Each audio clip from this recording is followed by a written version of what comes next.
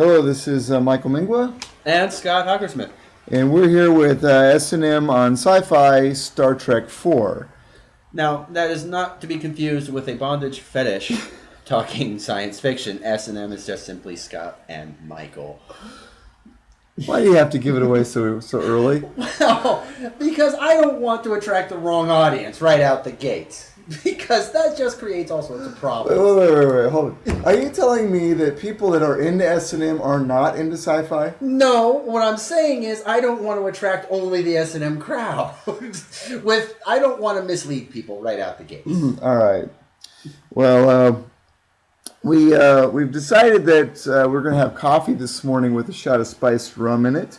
How is yours so far? Fantastic. Anything with booze in it is going to be infinitely better. I don't think I put enough coffee in mine. That's okay. Makes it better. We do want to start off with an open invitation to Will Wheaton to join us on our next blog post. At any time, Will is welcome to give us an email or shoot us a text or Google+, however you want to get a hold of us. Or call in by phone. That works as well. However, if you're also willing to drive, fly, or magic carpet ride, that would be wonderfully accepted, and there would be free food.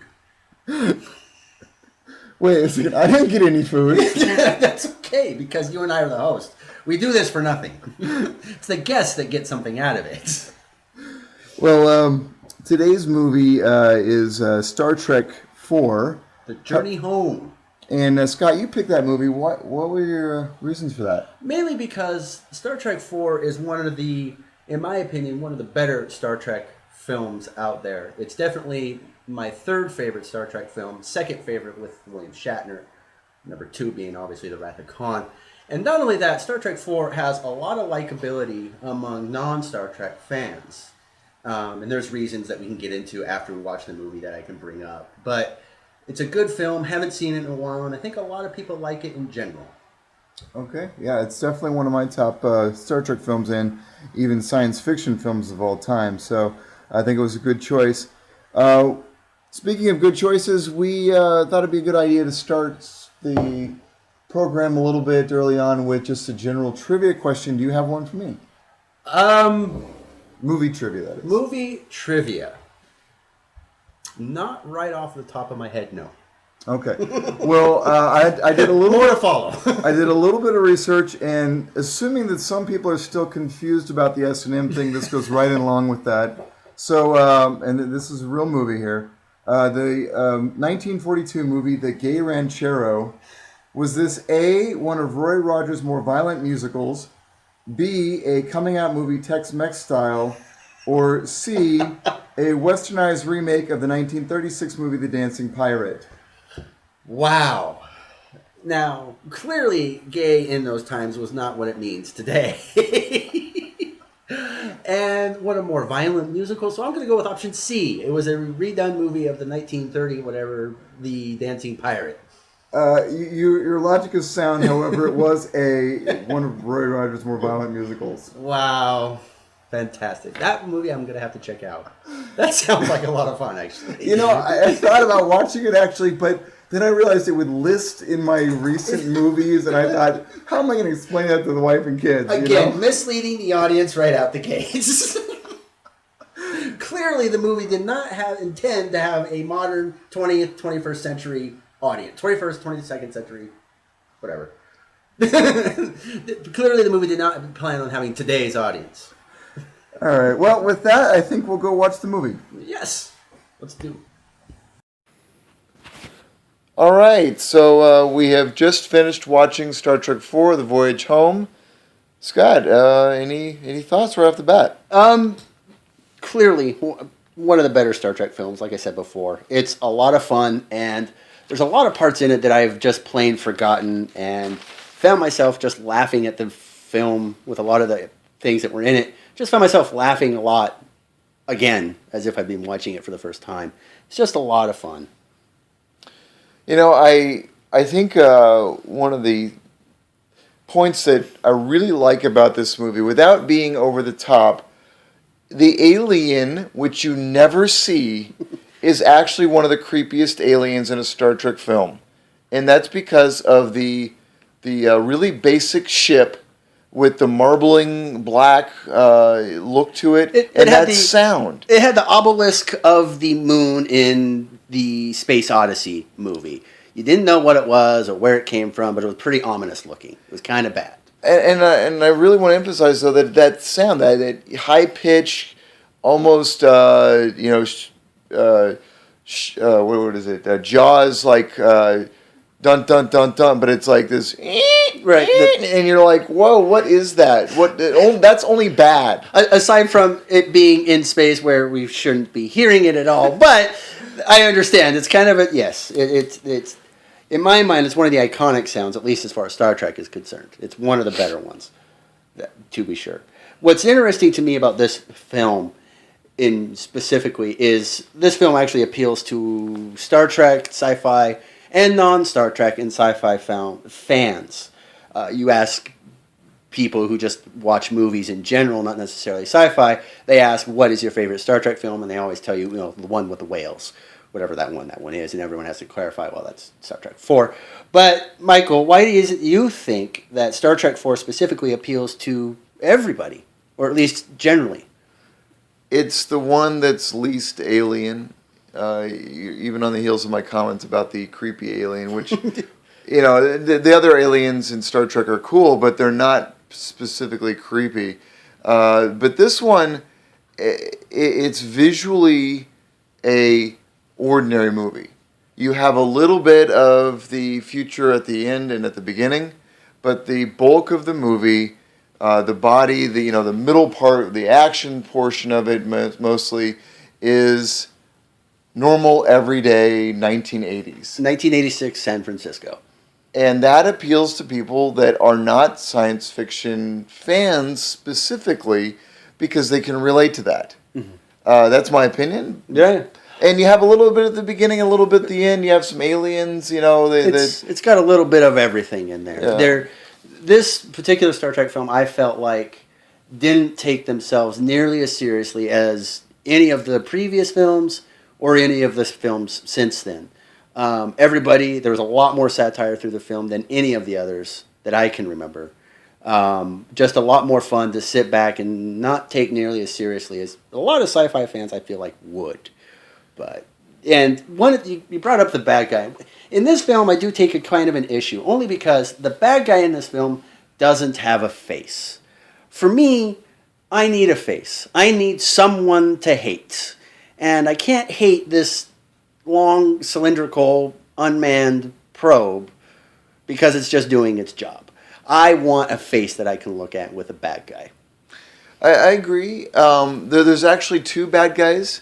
The Russians, euphemistically, are bad because they're hunting whales, and at this time, of course, it was before Russia fell as a communist country, and they're there's a little bit of a touch there with the Navy versus the Russians and so forth. But you're right. There's no face to the bad guy. Who do you hate at the end of the movie? The Klingons. The Russians, the whales that accidentally were going to destroy the entire planet, right, and just sail away, into space. I can't come away hating anyone in general, except I can hate, I think, Starfleet in general at the very end of the movie, and to me, it's the whole MacGuffin of the film. Who was it that sent the probe? Why did they send it, and where did they come from? You come into the film, and this thing's coming in at slow speed, relatively. It's not coming in at warp speed, at least not apparently. And then when it leaves, it's just kind of making its slow exit stage left even. The problem I have with that is no one seems to be following it to figure out where it came from. And assuming that the whales died 200 years previous, at best guess, that puts the star system it came from 200 light years away, within the realm of the federated starship, the planets. So I can accept them not finding the planet, but they sure as crap should have followed it and figured out who these people were. I think they just left well enough alone. Okay. They knew they were outmatched. This was like the Borg light. Right. You think you can handle it until it shows up, and then you're like, oh boy. Never mind. Yeah.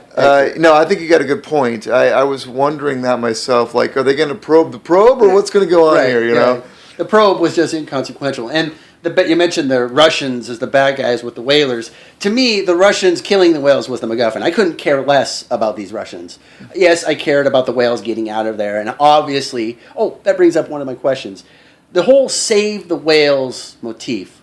Big in the 80s. Blame the 80s or blame Nimoy? That's my question. Can we blame Nimoy or can we blame the 80s? For the movie being a Save the Whales theme? Yes. That's 80s. It's totally 80s. Totally 80s? I only ask because, Nimoy did the film, but, Well, he didn't create it. Did he? No, well, he directed it, obviously. Yeah, I think I'm not upset though that it's a Save the Whales.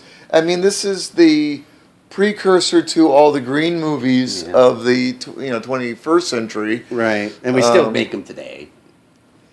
But it wasn't a slap in the face Save the Whales. It was just, hey, this is what's going on and we need to accomplish this mission. It wasn't a blatant poster that was like, you have to save the whales too. Raise your children and tell them the only decent people save whales. It's right. Like reaching to the TV and just slapping in the face with it. But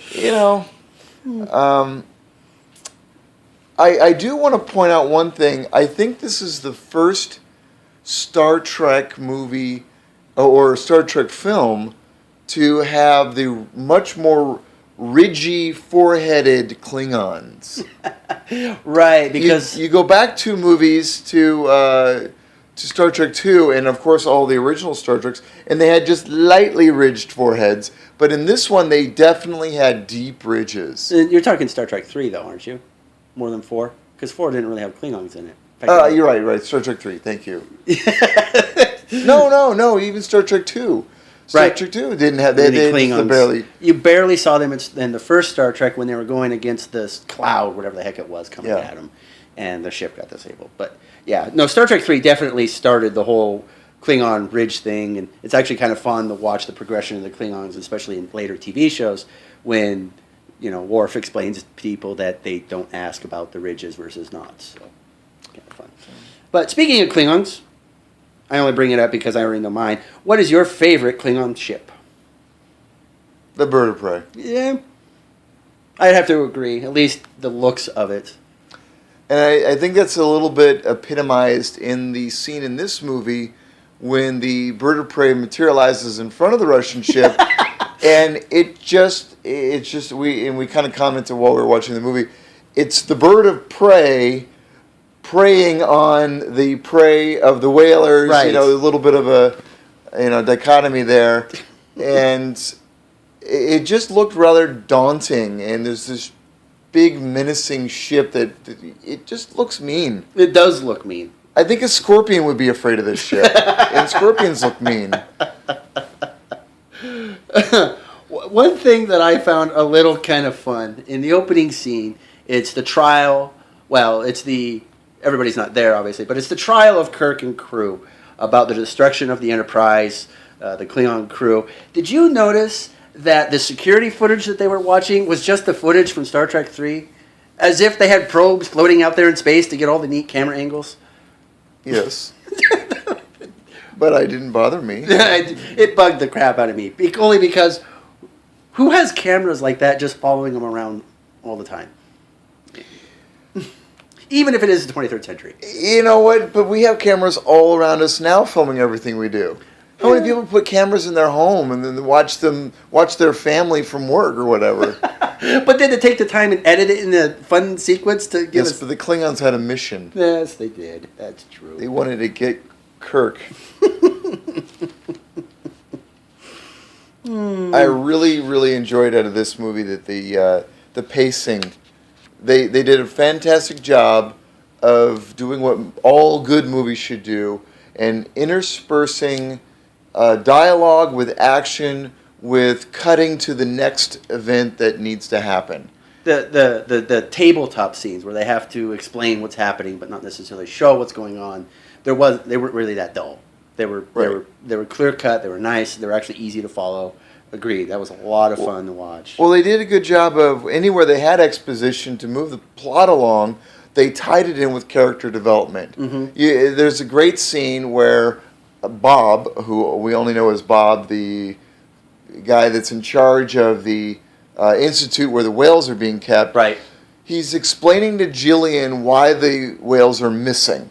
And it's a really boring first two sentences, but then she gets to slap him, and you get to see Jillian's real personality and how much she really loves the alien or the whales.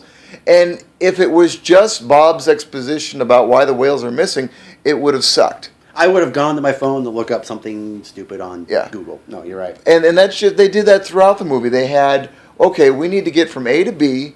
And so this character is going to have some dialogue to do that, but we're going to have with that something that makes you really enjoy the movie, something you learn about violence, a character, of course, an action of some kind or another. Right. You know, and we talked about with the when McCoy's going through the hospital. Yes, they're just in the hospital and they've got to find, the missing crewman, and that's boring. Right, but you throw in some humorous sequences, some good lines about the Dark Ages. Yes, and suddenly it's palatable. And in fact, it's more than that. You really love the movie. It becomes one of the favorite scenes of the entire movie, mainly because here's the humanitarian doing his job on his way to find the crewman, do his job again, and move on. By the way, a little easy for the doctor to fix everything. All he has to do is put the thing on the forehead and he's done. I mean, come on. Doctor should have to do more than that. I think I could do that, and I'm not even a doctor. See, but would you know of where to put that? No. I might have put it on the chin. I would have probably put it on the wrist thinking it was a wristwatch. That's Good point, yes. Medical school is still critical in the future. There's probably one of those pictograms on the bottom of the aim here. Forehead. All right. Yes. Yes. As if like the pictogram you see on the bazooka rocket launcher. This in forward. Hopefully it's. What do you think of Kirk's acting? William Shatner in this movie compared to other Star Treks? Movie, I think Shatner was at his best. I don't think I remember seeing any better acting on Shatner's part since. Maybe Star Trek VI, only because the story that they had in Star Trek VI was actually pretty darn deep, and they needed to get into it. And to pull it off, you needed some good acting. I think Shatner did well there. I don't count Star Trek V only because I don't like it. I hate it. It's not really Shatner's fault, and actually I don't think he did bad acting. But this movie, because it was so good, Shatner was amazing. In fact, all of the other actors, Nimoy, Kelly, all of them were just fantastic. And to watch James Doohan struggle with the Mac computer at first, only to become an expert and just fly right through it, was enjoyable. I like that there was no delay on the computer side, that little Apple or whatever it was. Right. It was as fast as any modern computer 30 years later. And it was doing complicated math problems to figure out the formula for transparent aluminum. Yes, it was incredibly quick for that. I agree. Apparently, Scotty has more skills than he even realizes. And that actually reminds me, with all the technology that everybody has employed here, they were looking to take the whales from a domestic source. These were domesticated whales for all intents and purposes, in a tank, etc. Wouldn't it be easier just to find a couple roaming around? I mean, don't they have that technology available to them? I see your point.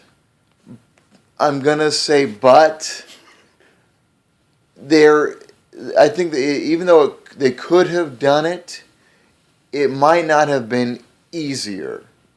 And that's because they needed to land and fix the ship. Oh, that's true. It lost power okay. Right, and that's critical to this story.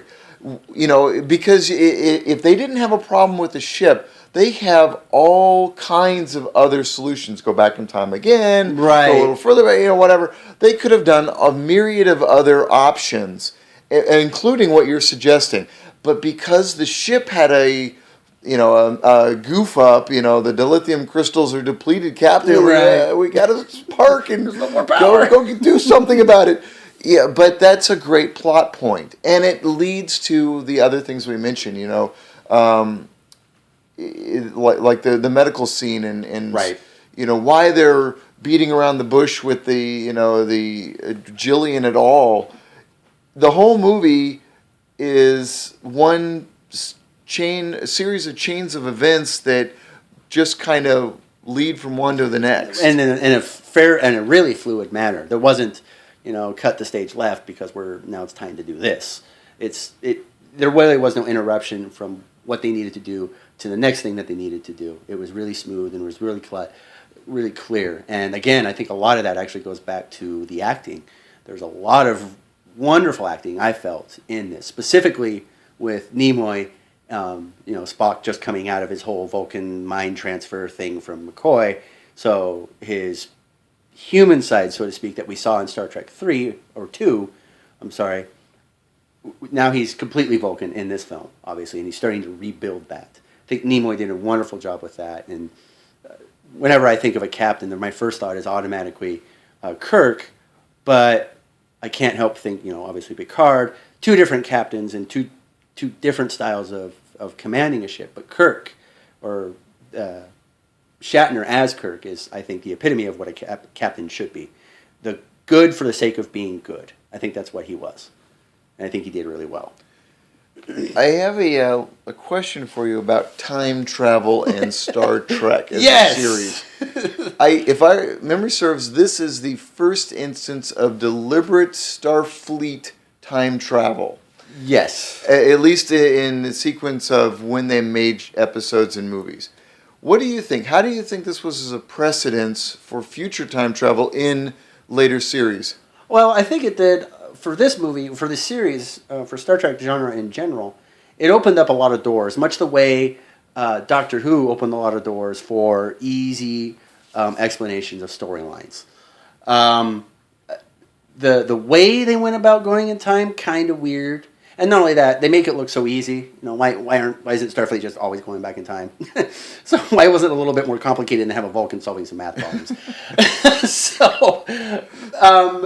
That's because only Spock can make the right guess. You got to have Spock guessing. That's Anybody right. else, and you're going to end up somewhere you don't want to be. God forbid we should have a human guessing at it, because we'll just end up in the Dark Ages and Bones really be pissed off.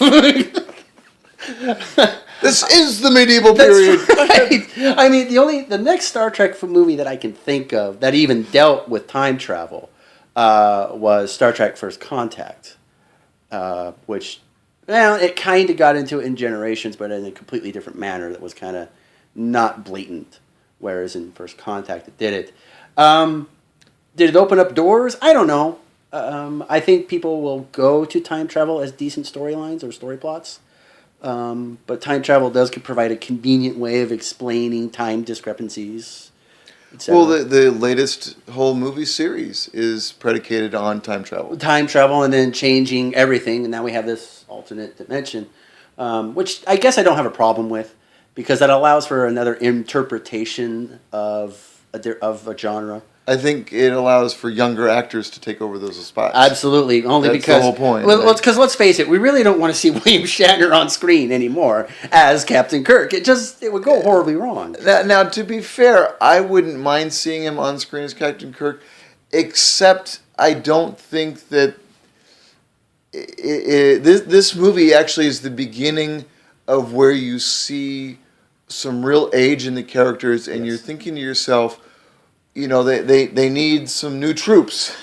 They need to get some new people in there. there. They need some filler, and I think that it's not so much that I don't want to see William Shatner and the rest of the crew anymore. I just don't think that they're not identifiable. They're not suitable for the job. For that spot, Right. you don't think of a 70 or 80-year-old person being the ensign on a Unless you're ship. Spock. Yeah. In which case, Spock, you can have the older and the younger guy in the same frame, and everybody's totally cool with it. Because Spock is that awesome. Yeah, that's true. And they did it successfully. Absolutely. One thing you and I brought up in this movie was who makes good Vulcans? Oh, as actors? As actors. Well, I definitely, of course, Leonard Nimoy defined the position as a Vulcan in his portrayal from the original series. And all Vulcans, even in the original series, I think, and this is just my opinion, that the direction from the episode directors was based on what Leonard Nimoy was already doing. Okay, kind of do what he did. But I am not convinced with some of the acting of some of these people. They don't do a good Leonard Nimoy, and therefore they don't do a good Vulcan, in my opinion. Right. Which is Kirstie Alley unfair. It's totally unfair to them. Absolutely. But Kirstie Alley, I think, being amongst the worst ever Vulcans of all time. And they replaced her. They replaced her. And that's what I actually have to wonder. Now that Nimoy gets a chance to direct the film himself as Star Trek 4, was it his decision to get rid of Kirstie Alley? Because that would have been awesome. Because if there's anybody to tell us how a Vulcan should behave, it should be the Vulcan himself. I think it's because she was doing Cheers. Oh, okay. Well, nonetheless, I'm glad she wasn't in there. And the woman, I don't know her name off the top of my head, that currently plays Saavik in this film. We see her briefly. She was also in Star Trek 3 as Saavik. She did a decent job of playing what I think a Vulcan should be. Not the best. I think, obviously, that has to go to Spock. But again, that's kind of an unfair comparison because Spock was it. Every Vulcan we have ever seen since has always been compared to Spock. Now, and we kind of briefly, mentioned it when we were watching it. Sarek, he does a good Vulcan. The actor that plays Spock's father. Yes. And actually, it's the same actor that's played Sarek in not only these movies, but in the Next Generation films or series. Sarek actually comes back for a couple of episodes, and it's played by the same actor, which fits very well with the whole Vulcan thing. But I would like to think that that's because he did such a great job of it. Which goes to the point of people trying to mimic Leonard Nimoy. Clearly he's not, and yet he does a good job, but he doesn't get credit for it. And I think that that just is going to show what an iconic figure Spock is. Even other good Vulcan actors, people acting as Vulcans, that is, don't get credit for it because they are still being compared to Leonard Nimoy. Right. What did you think of the goofy dream sequence of them traveling through time? I'm just glad they didn't repeat it at the end of the movie. Or even going to sleep and taking the whole time and waking up like, where are we?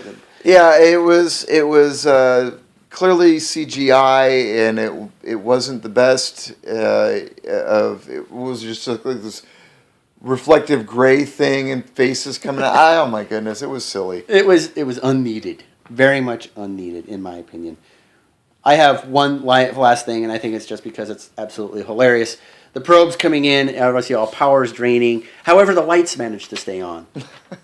Why can't the power that supplies this, the technology for the lights, that could survive anything, apparently, why can't that technology be applied to everything else? I mean, yeah. Let's just put it this way. Backup power for lighting is like centuries ahead of everything else. Oh, okay. Okay. One day we'll catch up. I think we'll get there, but for right now, we're just thankful that we have backup lighting that isn't candles. That's a good point. Because if we can get the Star Trek lighting in place for hurricane season, we will never have to worry. I think it goes to the most basic reason of all. If we lost lighting, and emergency lighting that is, we wouldn't be able to see the movie. But it'd be a lot more fun to see like glows and shimmers and hear voices. At least for me, it would be kind of fun, at least for a few minutes, to to take part in that experience. There was a couple of movies where they have the lights go out because of whatever reason's happening. I think that happened in like one of the Alien movies, and Yes. and feel there's like that, and it works really well in that type of genre, where you not knowing as a viewer, not being able to see what's going on, gives you that excitement, that scare thrill. Right. And I don't think it works in a movie like this because being scared, I don't think is the intent. No. And not knowing 100% of what's going on doesn't add to the movie itself. So I'm okay with the backup lighting not really kind of making sense. Always being there, yeah. Because I want to know what's going on, and I'm not gaining anything as a viewer having it completely black, even though technologically it's stupid. But, whatever. Right, it doesn't fit with what we know of modern physics. It's one of those things where the car blows up and the explosion is like 6 blocks, and you're like, wow, that was an awesome explosion, but it never would have been that big. Right. Chances are it wouldn't have blown up. It's movie magic, and you accept it because it's great film. Okay, that makes sense. That's Without my the opinion. lighting, you couldn't have great film. I'll take that. Oh, one of the worst ending lines of a movie ever. Don't worry, I'll find you. Oh, you mean from Jillian? Yes, from Jillian when she tells Kirk, "Don't worry, I'll find you." Like, all right, I'm really looking for the credits at this point. But that's one of the cute things about this. You asked early on about the appeal. This movie had a light-hearted love interest between Kirk and Jillian, and it really kind of goes nowhere. But there's a little bit of a tension thing, and I think that appealed to a lot of in the 80s. Women were really kind of coming in to the whole sci-fi genre, and because it was kind of a men geeky thing, Right. And I think that her character, she was smart, she was savvy, she challenged Kirk, and I think that opened up a door to and especially the love interest, but they didn't go deep into the love interest, and I think that really kind of opened up a window for women to be for this movie to be appealing to women who wouldn't normally have liked sci-fi. But then they start watching Star Trek V, and it all ends in a horrible disaster. But they gave it a chance. They gave it a chance. In Next Gen and Voyager. Yeah, but if they would have held out, excuse Star Trek V, they could have come into Star Trek VI. And granted, there's no love interest, but man, that was a fun story. But anyway, that'd be another movie for another conversation.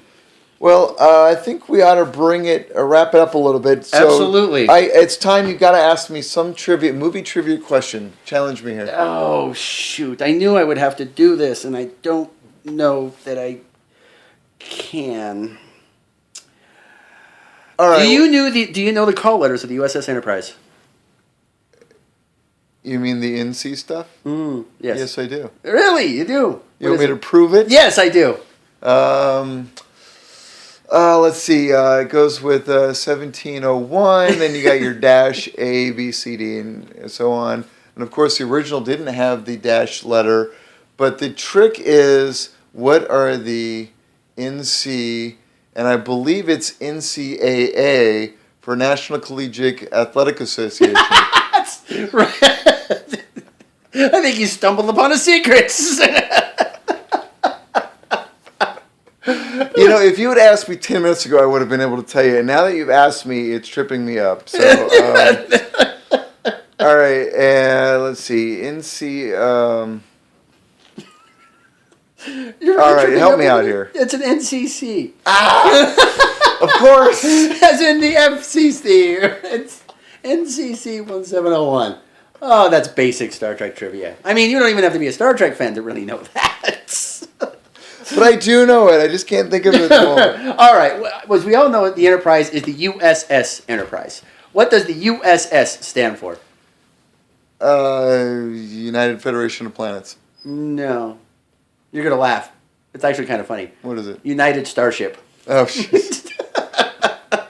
Or Spaceship. I mean, it gets really silly after that. But anyway, I've got nothing else. Well, I have one final question for you. Yes. On a scale of 0 to 5 6-packs, how many drinks are necessary to make this a truly excellent movie? How many Six packs? You can do fractional 6-packs if you Okay. like. To make this a truly awesome movie, well, it's already up there. But to make it an truly awesome movie, I think you only need about 1.5 6-packs. A whole 6-pack? Yes, I think so. I think just maybe 2 beers and you're good to to go. relax and just enjoy. Well, you got to take into account tolerance. Some of us are a little, in the yeah, pro-am well, category okay. here.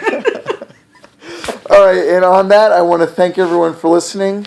Scott? Scott, yeah, I'm good. Thank you for listening. Really appreciate putting this together for you. Hopefully we can get it out there on the web or the internet soon. We're thinking record first, ask questions later, so bear with us. All right, good day.